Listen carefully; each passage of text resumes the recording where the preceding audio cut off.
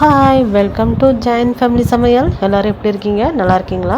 இன்றைக்கி நம்ம வீடியோவில் வந்து மொறுன்னு காரசாரமான உருளைக்கிழங்கு வறுவல் எப்படி செய்யலாந்தாங்க பார்க்க போகிறோம். அதுக்கு முன்னாடி நீங்கள் நம்ம சேனலை சப்ஸ்கிரைப் பண்ணலைன்னா சப்ஸ்கிரைப் பண்ணிக்கோங்க. அப்படியே பக்கத்தில் பெல் பட்டனை ப்ரெஸ் பண்ணிக்கோங்க. வாங்க வீடியோக்குள்ளே போகலாம். நான் வந்து ஒரு 4 உருளைக்கிழங்கு இந்த மாதிரி சின்னதாக கட் பண்ணி ஒரு 10 நிமிஷத்துக்கு முன்னாடி தண்ணியில் ஊற வச்சுருக்கேன். ஒரு 10லேருந்து 15 நிமிஷம் தண்ணியில் ஊறினா தான் இந்த உருளைக்கிழங்கு வறுவல் நல்லா மொறுன்னு சூப்பராக இருக்கும்.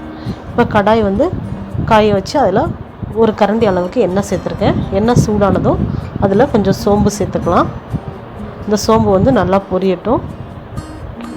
கடுகு உளுந்தம் பருப்புலாம் சேர்க்க தேவையில்லை. சோம்பு சேர்த்திங்கன்னா நல்லா வாசமாக இருக்கும் கமகமன்னு.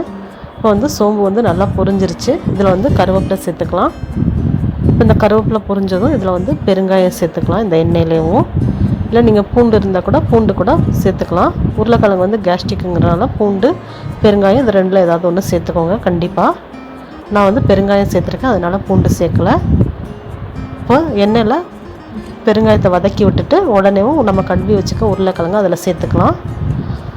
இப்போ எல்லா உருளைக்கிழங்கையும் சேர்த்தாச்சு. இந்த உருளைக்கிழங்கு எல்லாத்தையும் எண்ணெயில் ஒரு நிமிஷம் நல்லா இந்த மாதிரி வதக்கி விடுங்க. ஸ்டவ் வந்து மீடியம் ஃப்ளேமில் வச்சு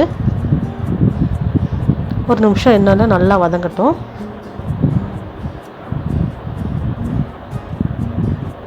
இப்போ ஒரு நிமிஷம் எண்ணெயில் நல்லா வதங்கிடுச்சு உருளைக்கிழங்கு.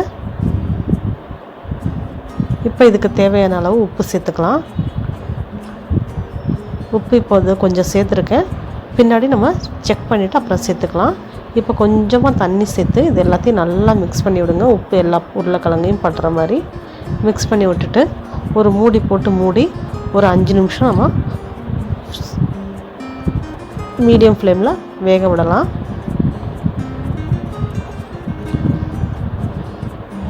ஸ்டவ் வந்து மீடியம் ஃப்ளேமில் வச்சுருக்கேன். பாருங்கள், ஒரு 5 நிமிஷம் கழித்து உருளைக்கிழங்கெல்லாம் நல்லா வெந்து ரெடியாக இருக்குது. இப்போ இதில் வந்து நான் ஆச்சி சிக்கன் 65 மசாலா சேர்த்துருக்கேன். நீங்கள் எந்த சிக்கன் 65 மசாலா வேணாலும் சேர்த்துக்கலாம்.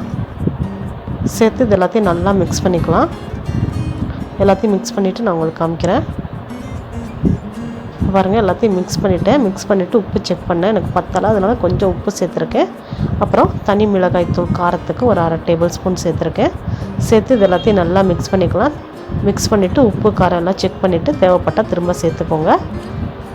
இப்போ இது கூடவே வந்து கொஞ்சமாக எண்ணெய் சேர்த்துருக்கேன். லாஸ்ட்டாக ஒரு டேபிள் ஸ்பூன் அளவுக்கு எண்ணெய் சேர்த்து எல்லாத்தையும் நல்லா மிக்ஸ் பண்ணிவிட்டு மூடி போட்டு மூடி வச்சிடலாம்.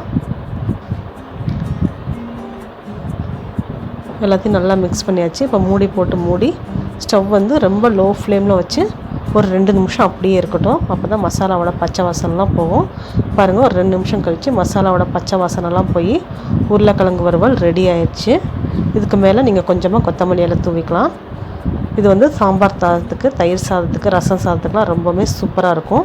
இதே மாதிரி நீங்களும் உங்கள் வீட்டில் செஞ்சு பாருங்கள். செஞ்சு பார்த்துட்டு எப்படி இருக்குன்னு எனக்கு கமெண்ட் பண்ணுங்கள். இந்த வீடியோ உங்களுக்கு பிடிச்சிருந்தால் லைக் பண்ணிக்கோங்க. அப்படியே உங்கள் ஃப்ரெண்ட்ஸ் அண்ட் ஃபேமிலிக்கும் ஷேர் பண்ணிக்கோங்க.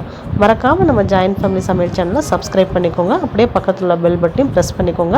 அப்போ தான் நான் அடுத்தடுத்து போடுற வீடியோக்கள் உங்களுக்கு நோட்டிஃபிகேஷன் வந்து சேரும். தேங்க்யூ, பாய்.